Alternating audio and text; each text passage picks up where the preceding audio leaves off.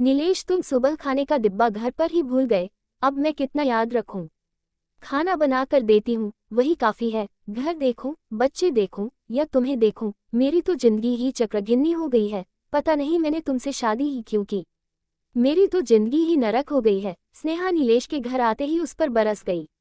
नीलेश 2 घंटे ट्रैफिक में कार चलाकर आया था। वो खुद ही चिड़चिड़ा हो रहा था। उस पर स्नेहा के ताने सुनकर उसका दिमाग और भी गर्म हो गया। सुबह का गया पति रात को थका हारा घर आया है। एक गिलास पानी का तो पूछा नहीं और आते ही बातों और तानों की बरसात करने लगी। तुम इकलौती नहीं हो दुनिया में जो खाना बनाती हो, घर परिवार बच्चे को संभालती हो। तुम जैसी कई पत्नियां रोज अपना फर्ज निभाती है, पर तुम्हारी तरह कोई गिनाती नहीं है। तुम तो केवल खाना ही बनाती हो, बाकी की पत्नियां तो कमाकर भी लाती है।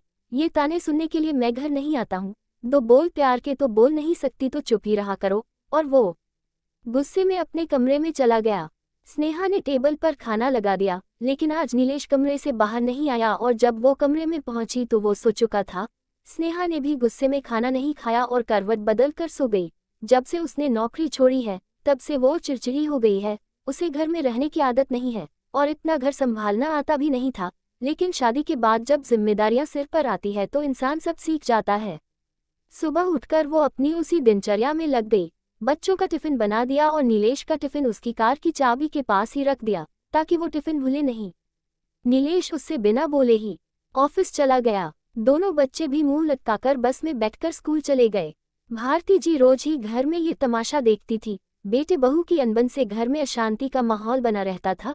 कुछ कहती तो उल्टा स्नेहा उनसे लड़ पड़ती थी कि आप अपने बेटे को समझाइए, सारा दोष बस बहू में ही नजर आता है। इसके बाद उन्होंने कहना ही छोड़ दिया और नीलेश को कुछ कहती तो नीलेश उन्हें आंखें दिखाता था। कमाऊ पूत जो था और उनकी जीविका उस पर ही निर्भर थी। भारती जी मौन रहने लगी थी, पर दोनों पोते पोती अब उदास से रहने लगे थे। वो न खुलकर नीलेश से बात करते थे और न ही स्नेहा से। घर में हर समय रहने वाली अशांति में बच्चों की खिलखिलाहट कहीं खो सी गई थी। जब बच्चों का परीक्षा परिणाम आया तो उसमें भी उनके अच्छे अंक नहीं आए थे। स्नेहा और नीलेश बच्चों का परीक्षा परिणाम देखकर चिंतित हो गए। आखिर किस चीज की कमी है घर में? इतना बड़ा घर है, इतने महंगे स्कूल में पढ़ते हो, कमरे में एसी है, ट्यूशन लगा रखी है, तुम दोनों के पास लैपटॉप है, अपना मोबाइल है, घर में वाईफाई की सुविधा है, घर का कोई काम तुम दोनों को नहीं करना पड़ता है, फिर भी ये हाल है। हमने तुम दोनों को हर वो चीज दी है जो आजकल के बच्चों को चाहिए।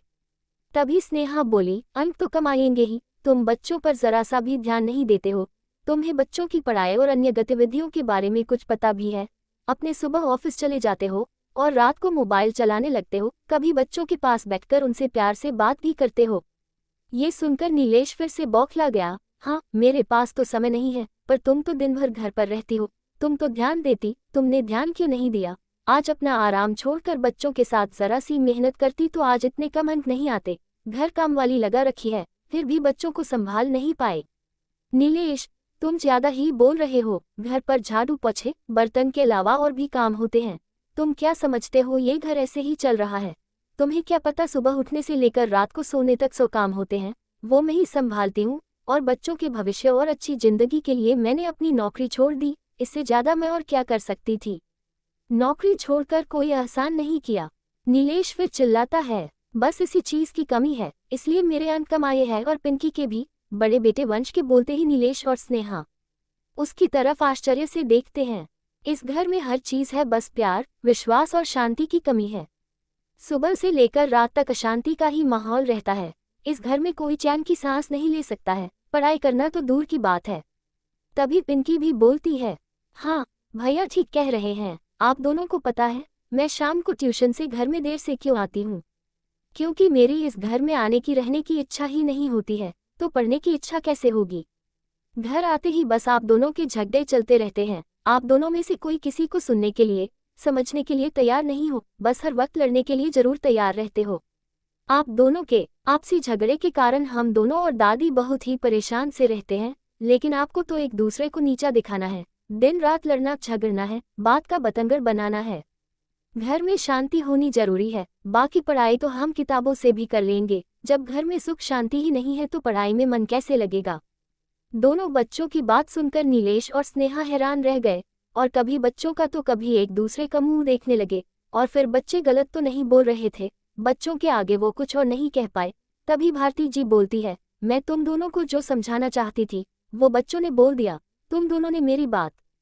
बच्चों ने बोल दिया, तुम दोनों ने मेरी बात तो कभी नहीं मानी, पर बच्चों की बात पर तो ध्यान दो, तुम दोनों इसी तरह लड़ते झगड़ते रहोगे तो घर में हमेशा अशांति बनी रहेगी। घर में सुख सुविधाएं हो ना हो, घर बड़ा हो ना हो, उसमें सभी भौतिक सुविधाएं हो ना हो, पर शांति का होना बहुत जरूरी है, क्योंकि जब भी बच्चे या हम बाहर से आते हैं तो घर में आने पर अच्छा लगना चाहिए, घर में सुकून मिलना चाहिए, शांति मिलनी चाहिए, जो सबसे जरूरी है। नीलेश और स्नेहा ने भारती जी से माफी मांगी और बच्चों से वादा किया कि वो कम से कम झगड़ा करेंगे, और कभी कुछ कुछ बात हो भी जाएगी तो आपस में बंद कमरे में ही उसका निपटारा कर लेंगे। हम बच्चों के लिए अपने आप को बदलने की कोशिश करेंगे, ये सब अचानक से नहीं होगा, समय लगेगा, पर हम प्यार से साथ रहेंगे और हमारे घर में भी सुख शांति होगी। बच्चों ने ये सुना तो आगे बढ़कर दोनों को गले लगा लिया और भारती जी मन ही मन ईश्वर को धन्यवाद दे रही थी।